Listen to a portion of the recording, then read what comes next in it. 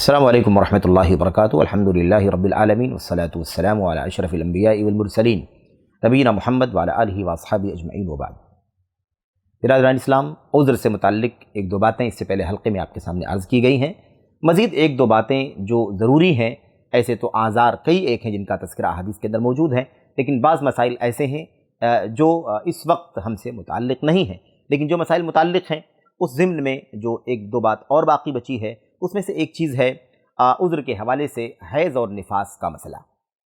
Has और निफास का मसला, इस सिलसिले में कुछ बातें आपके सामने इससे पहले आ चुकी हैं, लेकिन मज़ीद बतौर इआदा इख्तिसार के साथ कुछ बातें आपके सामने अर्ज़ करनी है। देखिए, हैज़ और निफास भी ये उज़्र शरई है, और उज़्र शरई ही नहीं बल्कि अल्लाह के नबी सल्लल्लाहु अलैहि वसल्लम ने उम्महातुल मोमिनीन से कहा था, इन्ना हाज़ा क़द कतबहुल्लाहु अला बनाति आदम। ये जो माहवारी है ये अल्लाह तबारक व तआला की तरफ से आदम की बेटियों पर अल्लाह तबारक व तआला ने लिख दिया है, ये तय है, यानी कोई औरत इससे बच नहीं सकती, इल्ला है कि कोई उज़्र हो, कोई वजह हो जिसकी बुनियाद पर अल्लाह तबारक व तआला ने ये चीज़ उसके साथ ना रखी हो, वरना आम तौर पर बनाते हव्वा के साथ ये चीज़ लाजिम मलजूम है कि उसे जवानी के साथ साथ ही माहवारी का खून जारी हो जाता है। ऐसे ही विलादत के साथ ही निफास का खून है। ये दोनों शरई उज़्र हैं। इन बुनियादों पर रोज़ा रखना दुरुस्त नहीं है। रोज़े की हालत में ये मामलात पेश आ जाएं, यानी खून जारी हो जाए, तो रोज़ा भी टूट जाएगा। बहरहाल उज़्र की सूरत में ये उज़्र पेश आ जाए किसी औरत के साथ, किसी खातून के साथ, तो उसके लिए रोज़ा नहीं रखना है, रोज़ा छोड़ने की रुख्सत है, और रोज़े की क़ज़ा भी उसे बाद में करनी है। यहाँ ये बात ज़हन में रहनी चाहिए कि अल्लाह के नबी सल्लल्लाहु अलैहि वसल्लम ने इस सिलसिले में सरीह तौर पर ये बात बयान फरमा दी है कि खातून जब अय्याम हैज़ में होती है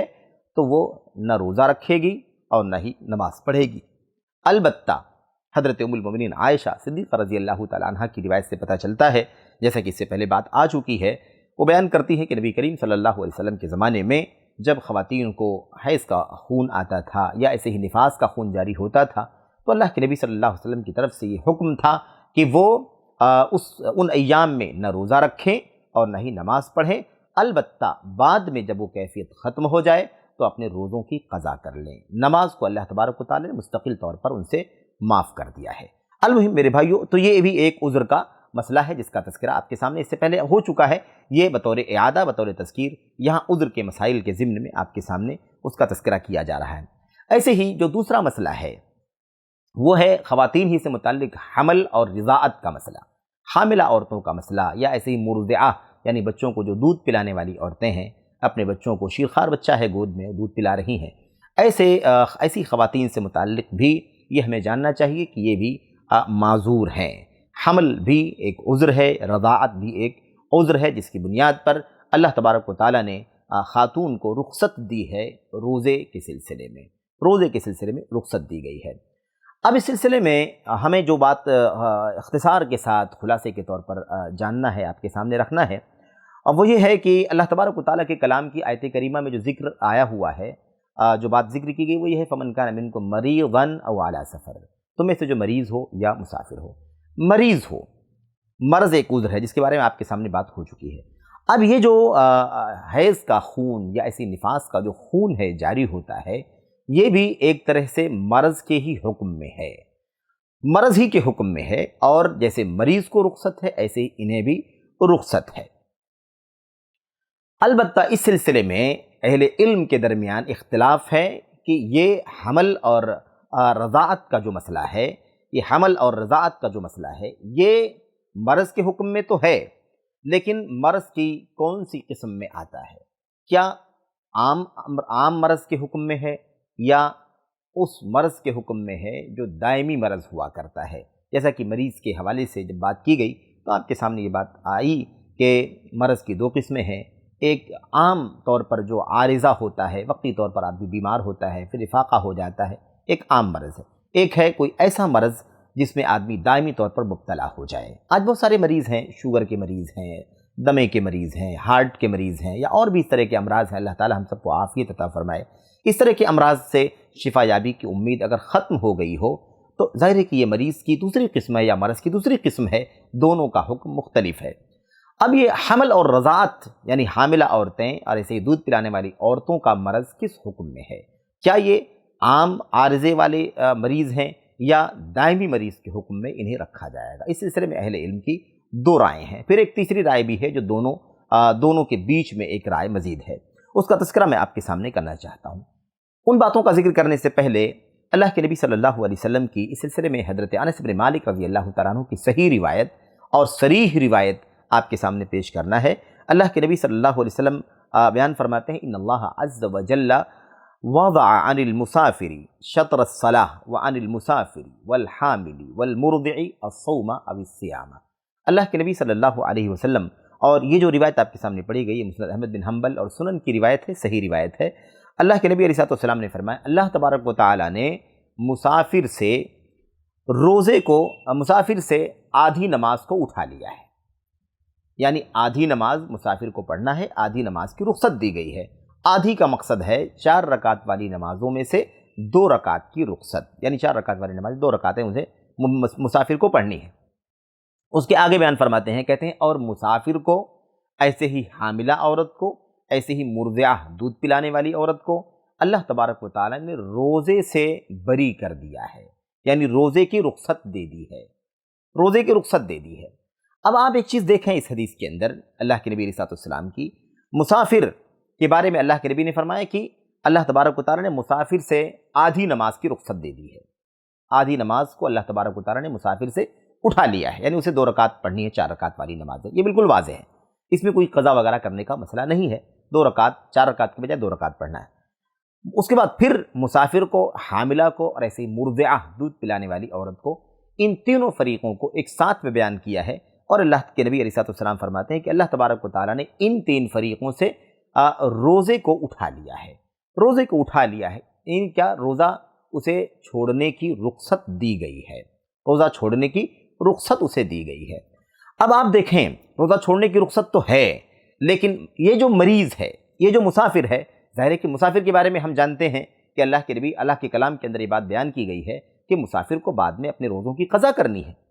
اپنے روزوں کی قضا کرنی ہے، فعدۃ من ایام اخر، بعد میں اتنے ہی دنوں کی قضا کرنی ہے۔ اسی کے ساتھ ساتھ ہی حاملہ کا بھی ذکر ہے اور ایسے ہی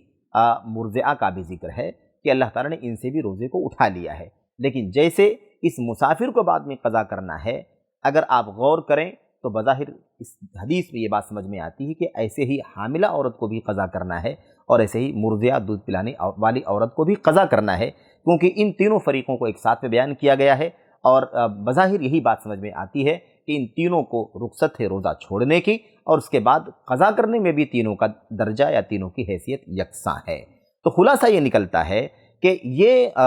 مسافر کا جو حکم ہے اسی طرح سے حاملہ اور مرضعہ کا بھی حکم ہے، مسافر بعد میں قضا کرے گا، ایسے حاملہ اور مرضعہ عورتیں بھی بعد میں قضا کریں گی۔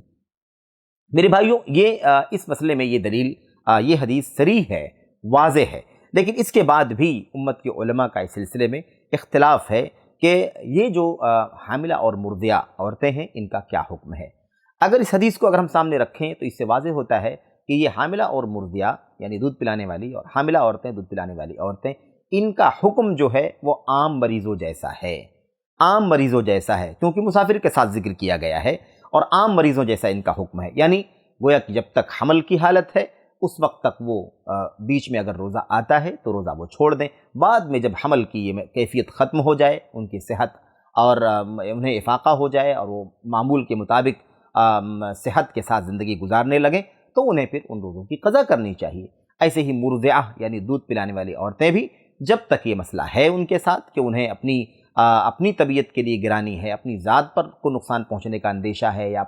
اپنے بچے کو، شیرخوار بچے کو نقصان پہنچنے کا اندیشہ ہے، تب تک وہ جو روزے پڑھتے ہیں ان روزوں کو چھوڑ دے، اور بعد میں جب یہ حالت کیفیت ختم ہو جائے تو ان روزوں کی وہ قضا کرے۔ یہ چیز بالکل واضح ہے۔ البتہ اہل علم کا ایک طبقہ یہ کہتا ہے کہ ان کا حکم عام مریضوں جیسا نہیں ہے،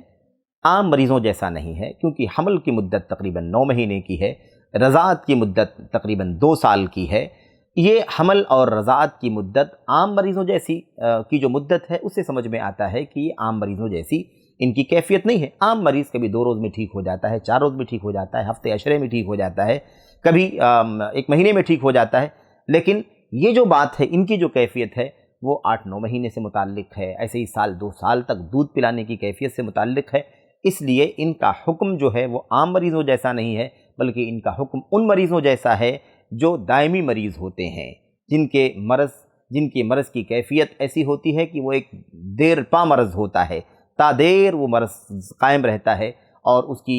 انہیں اس مرض سے افاقے کی امید بھی نہیں رہتی ہے، یا عمر رسیدہ مرد اور عورت کے حکم میں ہے یہ حاملہ اور مرضعہ عورتیں۔ یہ دوسری رائے ہے۔ تیسری رائے یہ ہے کہ اگر یہ 2 کیفیت ہو گئی، تیسری ایک کیفیت اور بیان کی گئی ہے، وہ کیفیت ابھی آپ کے سامنے آگے بیان کی جا رہی ہے۔ اب ان دونوں جو کیفیتیں آپ کے سامنے ذکر کی گئی، اس حوالے سے امت کے علماء نے الگ الگ حکم لگایا ہے۔ ان میں سے ایک طبقہ یہ کہتا ہے کہ ان کا حکم عام مریضوں جیسا ہے، اس لیے انہیں قضا کرنا ہے،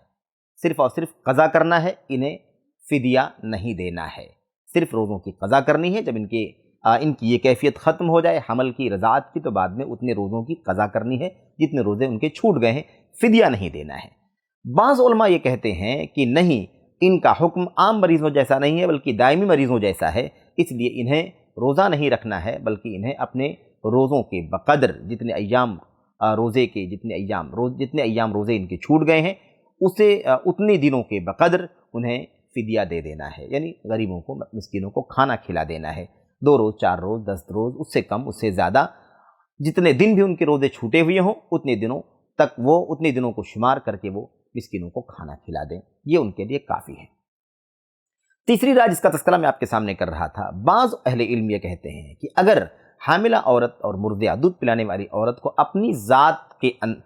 ذات کو نقصان پہنچنے کا اندیشہ ہو اور اپنے بچوں کو نقصان پہنچنے کا اندیشہ ہو، تو ایسی صورت میں وہ عورت صرف اور صرف روزوں کی قضا کر لے گی، بعد میں جب اس کے حالات ٹھیک ہو جائیں گے تو وہ روزوں کی وہ قضا کر لے گی۔ اور اگر عورت کو اپنے بچے کو نقصان پہنچنے کا ڈر ہو، یعنی دودھ پلانے کی صورت میں یا حمل کی صورت میں بچے کو نقصان پہنچنے کا ڈر ہو، یا ایسے ہی دودھ پلانے کی حالت میں اگر روزہ رکھتی ہے تو بچے کو دودھ نہیں ہوگا، یا مثال کے طور پر اس کی غذا پوری نہیں ہوگی، اسے تکلیف ہوگی، اگر بچے کو نقصان پہنچنے کا اندیشہ ہے تو ایسی صورت میں اور وہ روزہ چھوڑ دیتی ہے تو ایسی صورت میں اسے روزوں کی قضا بھی کرنی ہے اور اسے کفارہ بھی دینا ہے، یعنی روزے کی قضا اور کفارہ دونوں واجب ہے جب اسے اپنے بچوں کو نقصان پہنچنے کا اندیشہ ہو اور اس بنیاد پر اس نے روزہ توڑا ہو۔